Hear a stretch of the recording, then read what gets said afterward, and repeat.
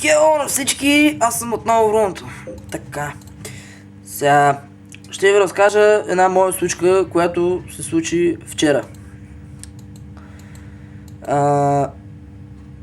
Както си вървях из пустината с моя кон Чоча, изведнъж скочи една мечка. И аз какво да направя? Стоя гледам, мечката ми вика: искаш да пием по биричка? Аз отговорих: не, ще ям круши. Защото крушите са сладки круши. Сладки круши! О, круши! Круши! О, сладки круши!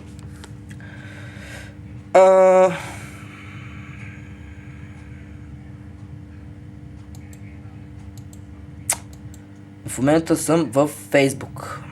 Ето, вижте. То тук в този Фейсбук стана някаква сбирщина на... Де да знам.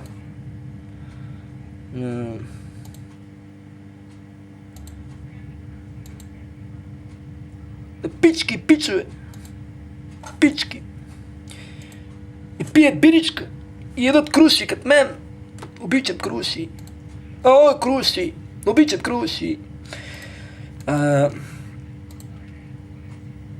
Кой е това, бе? О.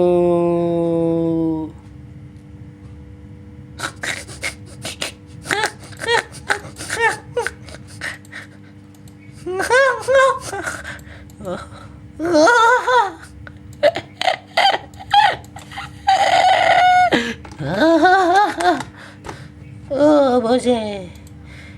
Кой ти тук? Влиза тук вътре, влиза. Писи той тук, влиза.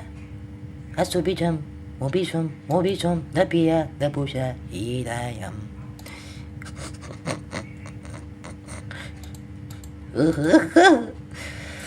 Оф.